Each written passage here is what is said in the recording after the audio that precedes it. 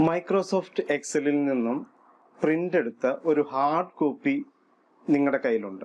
ഇതും നിങ്ങളുടെ സിസ്റ്റത്തിൽ ഇപ്പോഴുള്ള സോഫ്റ്റ് കോപ്പിയും തമ്മിൽ കറക്റ്റ് ആണോ, ഇത് സിസ്റ്റത്തിലുള്ളത് തന്നെയാണോ നിങ്ങളുടെ ഹാർഡ് കോപ്പിയിലുള്ളതും എന്ന് നമ്മൾ എങ്ങനെയാണ് ചെക്ക് ചെയ്യുന്നത്? ഓരോന്നായിട്ട് ഇങ്ങനെ നോക്കി, സിസ്റ്റത്തിലൊന്ന് നോക്കൂ, ഈ പേപ്പറിലൊന്ന് നോക്കൂ, ഇങ്ങനെ ടിക്ക് ചെയ്ത് പോകുന്നു. ഈ പഴഞ്ചൻ രീതി നമുക്കൊന്ന് മാറ്റണ്ടേ? നമുക്ക് അതിനുള്ള ഫെസിലിറ്റീസ് എല്ലാം എക്സൽ തരുന്നുണ്ട്. എക്സലിനെ കൊണ്ട് തന്നെ സംസാരിപ്പിച്ച് നമുക്ക് നമ്മുടെ ഹാർഡ് കോപ്പി ചെക്ക് ചെയ്യാം. ഇതെങ്ങനെ വർക്ക് ചെയ്യുന്നു എന്ന് നമുക്കൊന്ന് ടെസ്റ്റ് ചെയ്യാം. Come, let's check.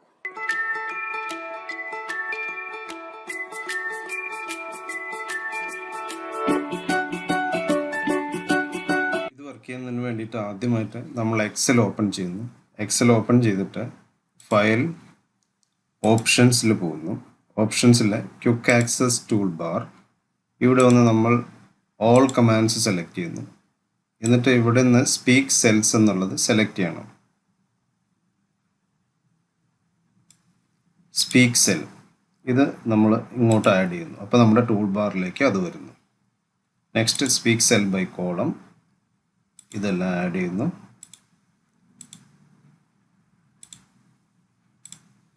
ഇത്രയും ഐറ്റംസ് നമ്മൾ ടൂൾ ബാറിലേക്ക് ആഡ് ചെയ്തു. പ്രസ് ഓക്കെ കൊടുത്തു. അപ്പം നമുക്ക് ഇവിടെ ഇത്രയും ഐറ്റം നമ്മുടെ എക്സലിലേക്ക് പുതിയ ടൂൾസ് ആയിട്ട് വന്നു. ഇനി നമ്മളൊരു സെല്ലിൽ വെക്കുന്നു. എന്നിട്ട്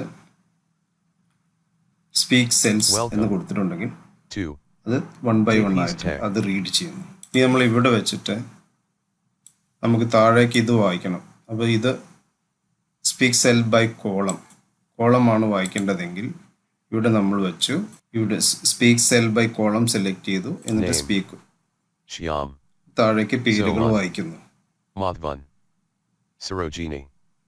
Total marks 23 50 70 60. ഇത് ഓരോ കോളം വൈസ്.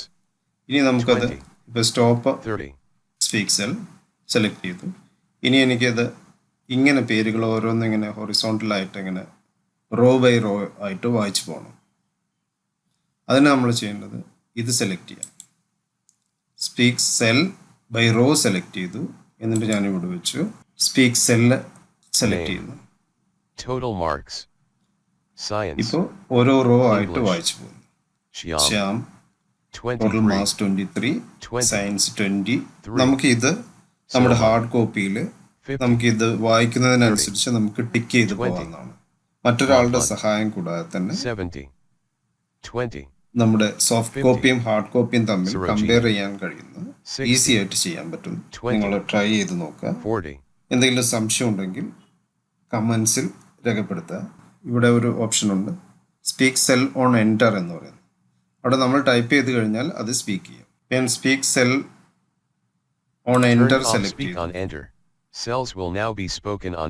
എന്നിട്ട് ഇവിടെ പേര് എന്തെങ്കിലും നമ്മൾ ടൈപ്പ് ചെയ്യുമ്പോൾ അത് അപ്പോൾ സ്പീക്ക് ചെയ്യും. Subash Raman Madhav KpeesTech. ഈ സ്പീക്ക് സെല്ല് സ്റ്റോപ്പ് ചെയ്യണമെങ്കിൽ നമ്മൾ ഇത് പ്രസ് ചെയ്താൽ സ്പീക്ക് സെല്ല് സ്റ്റോപ്പ് ആവുന്നു. Thank you.